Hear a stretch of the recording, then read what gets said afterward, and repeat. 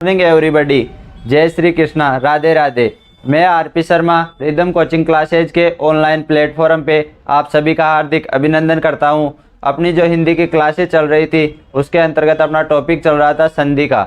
उसमें अपन ने जो स्वर संधि थी उसके पांचों भेदों के बारे में चर्चा की।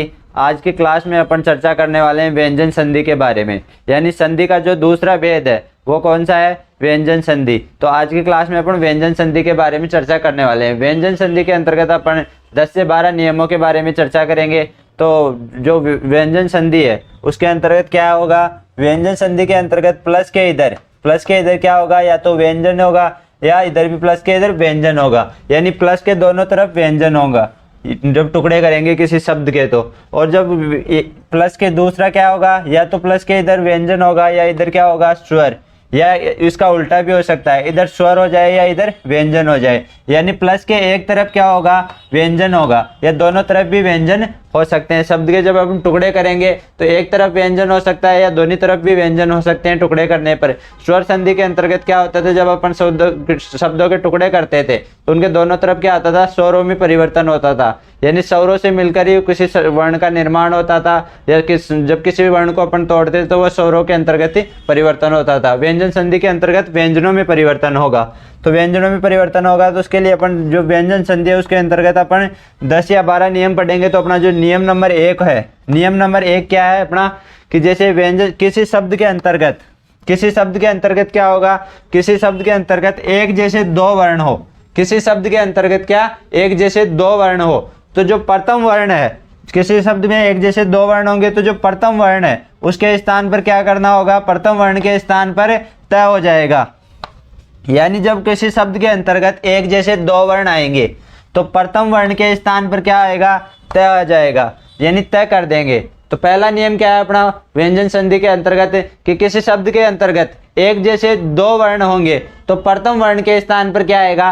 प्रथम वर्ण के स्थान पर तय हो जाएगा। यानी अब इसको अपन उदाहरण से देखते हैं। तो पहला उदाहरण क्या है? उच्चारण। उच्चारण अपने पास एक शब्द है जिसके अंतर्गत अपन क्या देख पा रहे हैं कि एक जैसे दो वर्ण है। एक जैसे दो वर्ण है तो अपना नियम क्या कह रहा है? जो प्रथम वर्ण है उसके स्थान पर क्या हो जाएगा? उसके स्थान पर तय हो जाएगा। यानी प्रथम वर्ण का क्या करना पड़ेगा? तय। तय कब करना पड़ेगा? जब शब्द के अंतर्गत एक जैसे दो समान वर्ण हो, एक जैसे दो वर्ण आए तो वहां पर क्या हो जाएगा? प्रथम वर्ण का तय हो जाएगा।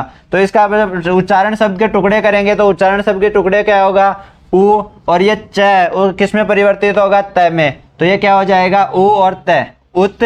लास्ट में क्या बचेगा? चारण। तो उच्चारण शब्द के जब अपन टुकड़े करेंगे तो क्या होगा? उत प्लस चारण।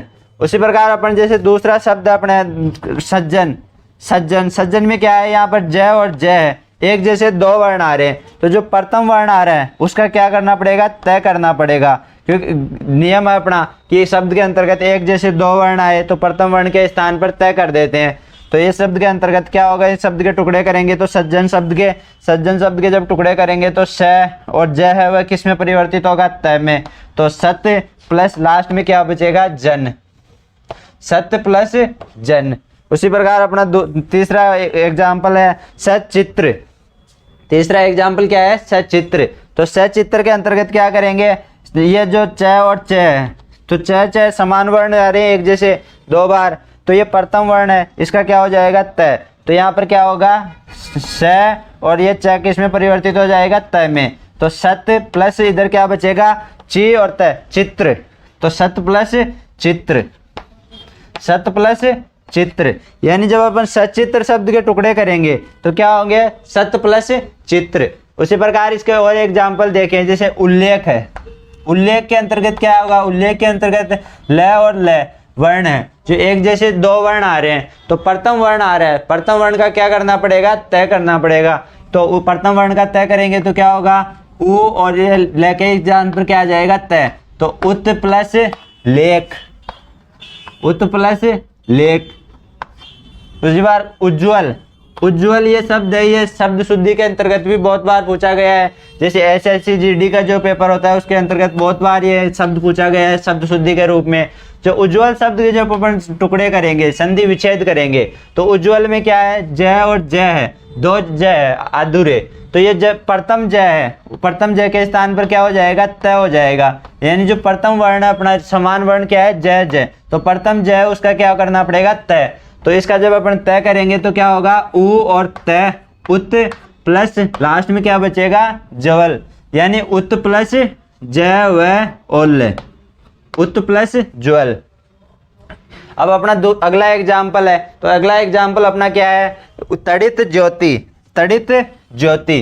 तो तड़ित ज्योति के अंतर्गत क्या है, जय और जय आ रहा है, तो एक जैसे समान वर्ण आ रहे हैं, तो प्रथम वर्ण का क्या करना पड़ेगा, तय।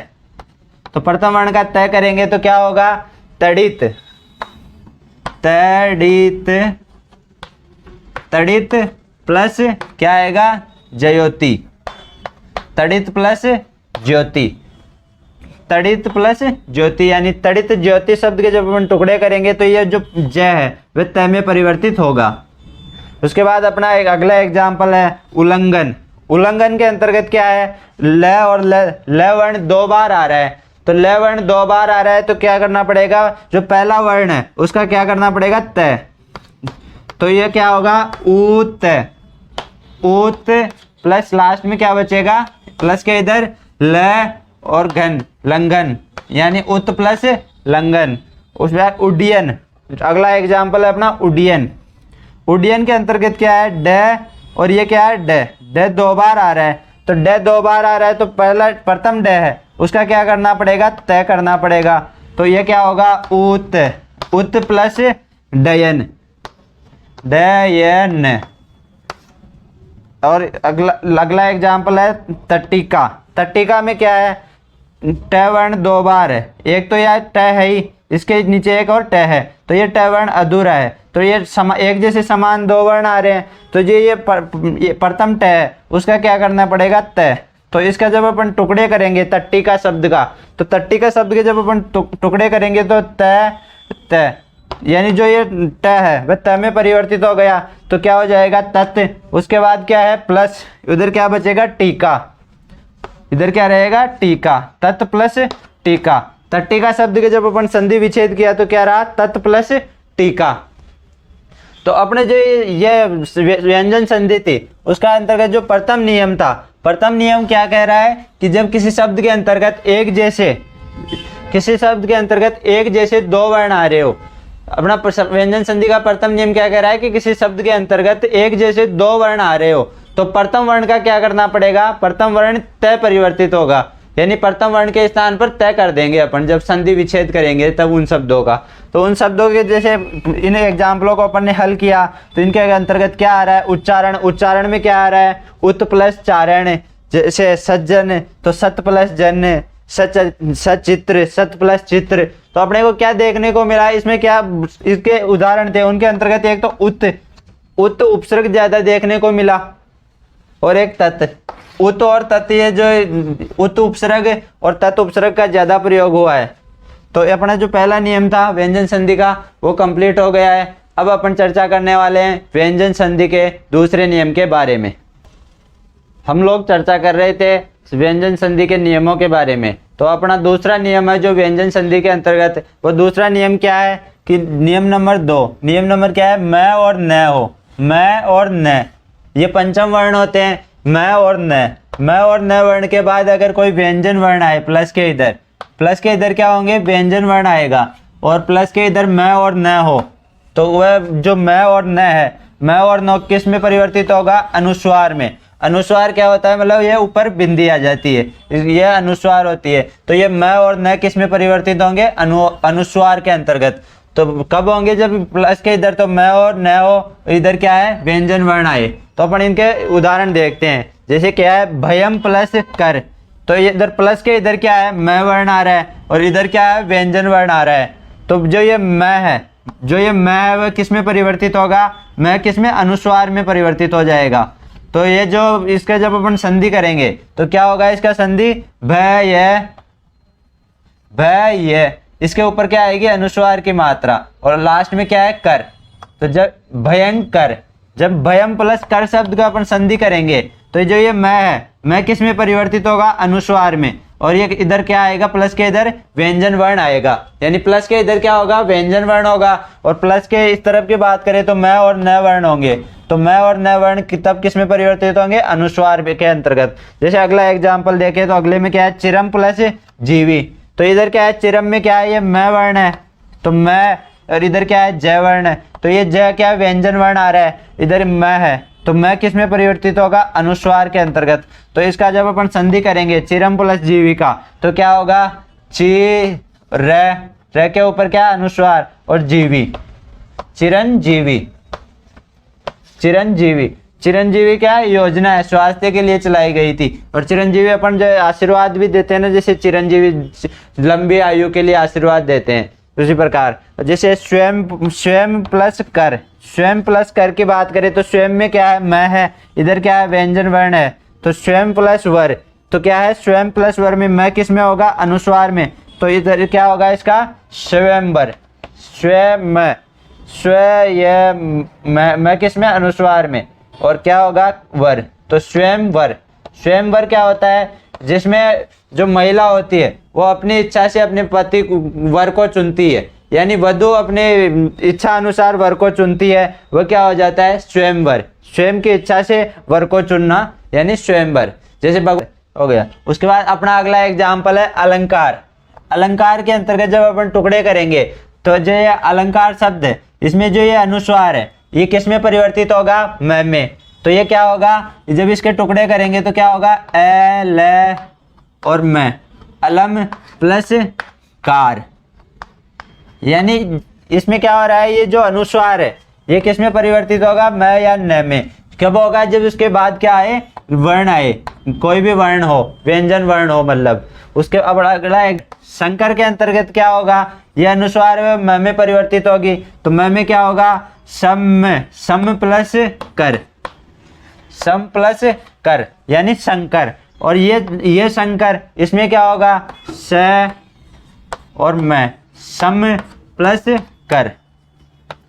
अब इस शंकर और इस शंकर में क्या अंतर है, ये शंकर तो आता है मिश्रित के लिए, जब युग्म शब्द पूछे जाए तभी उसके अंतर्गत शंकर और शंकर आता है, यानी इस शंकर का अर्थ होता है मिश्रित, और ये शंकर का अर्थ किसके लिए आता है, भगवान शंकर के लिए, शिव के लिए, महादेव के लिए इस शंकर का अर्थ प्रयोग होता है, और मिश्रित के लिए इस शंकर शब्द का प्रयोग होता है। संदेश, अगर मैसेज शब्द है, संदेश है, उसके जब अपन टुकड़े करेंगे तो ये अनुस्वार है, ये अनुस्वार किस में परिवर्तित होगा, ये अनुस्वार मैं में परिवर्तित हो जाएगा। तो जब अपन इसके टुकड़े कर देंगे तो क्या होगा, सम प्लस देश, सम प्लस देश यानी संदेश, मैसेज।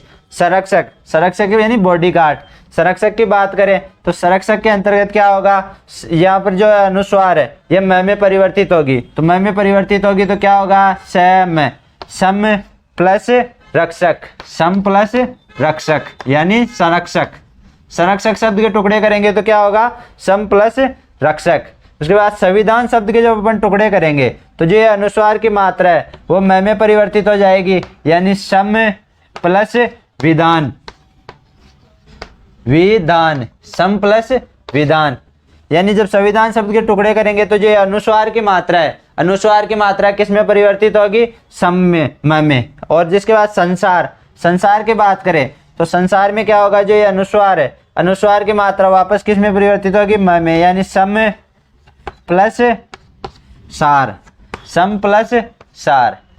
तो जो अपना व्यंजन संधि के अंतर्गत जो नियम था, नियम नंबर 2 था, वो क्या है कि जब कोई सी शब्द में के अंतर्गत मैं और न हो, मैं या न हो, यानी पंचम वर्ण हो, उसके बाद व्यंजन आए तो ये व्यंजन की जो ये मैं और न है वह अनुस्वार में परिवर्तित होते हैं। तो इन शब्दों के अपन जैसे टुकड़े थे उनका संधि करके देखा, और जो शब्द थे उनके अंतर्गत क्या करके देखे, शब्दों के संधि विच्छेद भी करके देखा।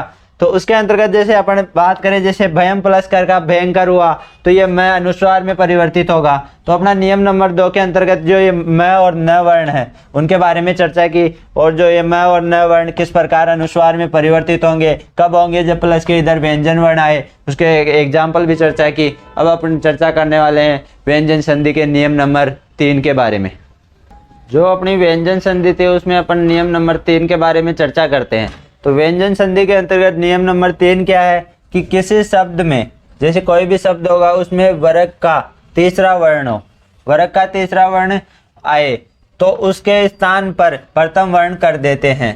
वर्ग अपने कितने हैं? 5 वर्ग है। इसमें जो क वर्ग है, च वर्ग है, ट थ प, इसमें क ख ग ढ ण ये होता है। इसमें जो वर्ग है मतलब तीसरा वर्ग है, इसके ये वर्ण आए, यानी ग, ज, ड, द और ब, ये वर्ण आए तो ये वर्ण किस में परिवर्तित होंगे? ये वर्ग के तीसरे वर्ण है, ये वर्ग के प्रथम वर्ण में परिवर्तित होंगे।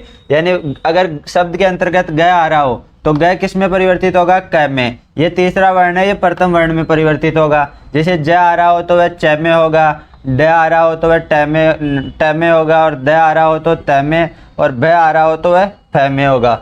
यानी तीसरा नियम है वो क्या है? वर्ग का तीसरा वर्ण आए, वर्ग के तीसरे वर्ण आए तो उनको परिवर्तन करना होगा, प्रथम वर्ण के अंतर्गत परिवर्तित होंगे। जैसे अपन इनको एग्जाम्पल से समझे, जैसे अपने पास शब्द है अब्द। अब्द शब्द में क्या आ रहा है? ब आ रहा है। ब क्या है? तीसरा वर्ण है। जब अपन शब्द के टुकड़े करेंगे तो ये किस में परिवर्तित होगा? टुकड़े करने पर ये ब है, ब किस में? प में परिवर्तित हो जाएगा। यानी ये ब किस में परिवर्तित होगा? प में। तो अप प्लस द। जब अपन अब्द शब्द के टुकड़े करेंगे तो ये ब है, ब की तीसरा वर्ण है, इसको प्रथम वर्ण में परिवर्तित करना पड़ेगा, तो ये किस में होगा? प में परिवर्तित हो जाएगा। अगले एग्जाम्पल की बात करें, दिगंबर। दिगंबर में क्या है? यहाँ पर ये ग है, ग क्या है? तीसरा वर्ण है। इसमें ग के अंतर्गत क्या है? एक ही मात्रा है, और ये ग है। ये ग वर्ग का कौन सा वर्ण है? ग वर्ग का तीसरा वर्ण है, तो ये किस में परिवर्तित होगा? ये प्रथम वर्ण में, क में परिवर्तित हो जाएगा। जब दिगंबर शब्द के अपन टुकड़े करेंगे, दिगंबर शब्द के जब संधि विच्छेद करेंगे, तो दिगंबर शब्द का संधि विच्छेद करेंगे तब क्या होगा? दी और ग है, ग किस में होगा? क में परिवर्तित हो जाएगा। दिक प्लस, अब इधर क्या बचेगा? प्लस के इधर अंबर, प्लस के इधर क्या आएगा? दिक प्लस अंबर। और अगला एग्जाम्पल है दिगंत। दिग अंत, यानी दी और ये ग वह किस में परिवर्तित होगा? ग हो जाएगा प्रथम वर्ण में, तो ये क्या होगा? दिक प्लस अंत। जब दिग्गत शब्द के अपन संधि विच्छेद करेंगे तो क्या होगा? दिक प्लस अंत। अपन अगला एग्जाम्पल की बात करें, षडानन। षडानन में क्या है? ये ड है, ये ड क्या है? तीसरा वर्ण है। ये तीसरा वर्ण किस में परिवर्तित होगा? ये प्रथम वर्ण में। तो ड किस में परिवर्तित होता है? ड परिवर्तित होता है ट में। तो यहाँ पर क्या आ जाएगा? ड के स्थान पर ट आ जाएगा। तो यहाँ पर क्या होगा? इसका संधि विच्छेद करेंगे जब स और ट, सट हो जाएगा। उसके बाद प्लस इधर क्या बचेगा? यहाँ पर ड में क्या है? आ की मात्रा, तो यहाँ क्या रहेगा? आ और नन, यानी सट प्लस आनन। सट प्लस आनन से क्या होगा? षडानन। सट प्लस आनन होगा, यानी टुकड़े। ये भी जगदीश। जगदीश शब्द में ये द है, यह वर्ग का तीसरा वर्ण है। वर्ग का तीसरा वर्ण है, ये किस में परिवर्तित होगा? ये प्रथम में, यानी द किस में परिवर्तित होगा? द होता है त के अंतर्गत, तो यह वर्ग का तीसरा वर्ण है, तो द त में परिवर्तित होगा। तो यहाँ इसका जब संधि विच्छेद करेंगे जगदीश की, तो जगदीश में क्या होगा? जग और ये द त में होगा परिवर्तित, तो जगत प्लस इधर क्या बचेगा? एक की मात्रा और स, यानी ईश। तो जगदीश शब्द का जब अपन संधि विच्छेद करेंगे तो क्या होगा? जगत प्लस ईश। ईश का मतलब होता है स्वामी, और जगत का मतलब संसार, यानी संसार का स्वामी क्या कहलाता है? जगदीश, यानी जगत प्लस ईश, जगदीश। वाक वैभव की बात करें, वाक वैभव में यहाँ पर क्या है? ग है। ग क्या है? वर्ग का तीसरा वर्ण है, तो ये किस में परिवर्तित होगा? ये क में परिवर्तित होगा। यानी वर्ग का तीसरा वर्ण आए तो वो प्रथम वर्ग के प्रथम वर्ण में परिवर्तित होगा। तो जैसे यहाँ पर क्या, इस टुकड़े करने पर क्या आएगा? वा और ग है वह किस में परिवर्तित होगा? क में। तो वाक प्लस वैभव, वाक प्लस वैभव में, या अब अगला एग्जाम्पल की बात करें, सत्य धर्म, सद धर्म, तो ये द है, द किस में होगा, तीसरा वर्ण है तो प्रथम वर्ण में परिवर्तित कर देंगे, तो द तय में परिवर्तित हो जाएगा। तो द तय में परिवर्तित हो जाएगा तो क्या होगा, सत्य प्लस धर्म, सत्य प्लस धर्म। अगला एग्जाम्पल है दिक भ्रमित। दिक भ्रमित के अंतर्गत क्या है, यहाँ पर ग है, ग किस में परिवर्तित हो रहा है, क में। तो दिक भ्रमित के अंतर्गत क्या होगा, दिग, दिग का ग किस में होगा, क में, यानी दिक प्लस भ्रमित, दिक प्लस भ्रमित, दिक प्लस भ्रमित। इसके अंतर्गत अपन ने जो व्यंजन संधि के 3 नियमों के बारे में पढ़ा है, चर्चा की आज की क्लास में। तो 3 नियम में तीसरा नियम है, उसके अंतर्गत क्या है कि वर्ग का तीसरा वर्ण हो, तो वर्ग का तीसरा वर्ण किस में परिवर्तित होता है, वर्ग के प्रथम वर्ण में। तो जैसे यह वर्ग है, तीसरे वर्ग के तीसरे वर्ण है, जैसे ग है, ज है, ड है, द है, ब है, तो ये प्रथम वर्ग में परिवर्तित हो रहे हैं, प्रथम वर्गों के वर्णों में। तो ग को क में परिवर्तित किया, ज को च में, ड को ट में, द को त में और ब को फ में। तो इसके आगे अपन ने एग्जाम्पल किए। तो आज की क्लास में अपन ने व्यंजन संधि के 3 नियमों के बारे में चर्चा की। अब अपन उनका रिवीजन करते हैं। तो प्रथम नियम क्या था अपना कि किसी शब्द में एक जैसे 2 वर्ण आए, किसी शब्द के अंतर्गत एक जैसे 2 वर्ण आए, एक जैसे 2 वर्ण आए तो क्या होगा, जो प्रथम वर्ण होगा, प्रथम वर्ण का क्या करना पड़ेगा, तो प्रथम वर्ण के स्थान पर तय कर देंगे। तो प्रथम वर्ण के स्थान पर क्या आएगा, तय। तो इसके एग्जाम्पलों के बारे में चर्चा की। दूसरा नियम क्या था अपना, मैं या न आए, न के बाद अगर कोई व्यंजन वर्ण आए, मैं के बाद क्या है, व्यंजन वर्ण आए, तो ये मैं और न किस में परिवर्तित होता है, अनुस्वार के अंतर्गत। मैं और न किसके अंतर्गत परिवर्तित होता है, अनुस्वार के अंतर्गत। और तीसरा नियम अपना क्या है, किसी भी वर्ग का तीसरा वर्ण आए, वर्ग का क्या है, तीसरा वर्ण, तीसरा वर्ण आए तो वह वर्ग के किस वर्ण में होगा, प्रथम वर्ण में परिवर्तित हो जाएगा। यानी वर्ग का तीसरा वर्ण किस में होगा, प्रथम वर्ण में परिवर्तित हो जाएगा। तो आज की क्लास में अपन ने चर्चा की जो व्यंजन संधि के 3 नियम थे। पहला नियम क्या था, एक जैसे 2 वर्ण आ रहे हो, तो जो एक जैसे 2 वर्ण आ रहे हो तो जो प्रथम वर्ण होगा उसके स्थान पर क्या आएगा, तय आ जाएगा। उसके बाद नियम नंबर 2 की बात करें तो मैं और न के बाद अगर कोई व्यंजन शब्द आए, व्यंजन वर्ण आए, तो जो मैं और न किस में परिवर्तित हो जाएगा, अनुस्वार के अंतर्गत। और तीसरा नियम क्या था, जिसमें वर्ग का तीसरे नियम के अंतर्गत जो तीसरा वर्ण थे, वर्ग के तीसरे वर्ण थे, वो किस में प्रथम वर्ग के वर्णों में परिवर्तित हो जाएंगे।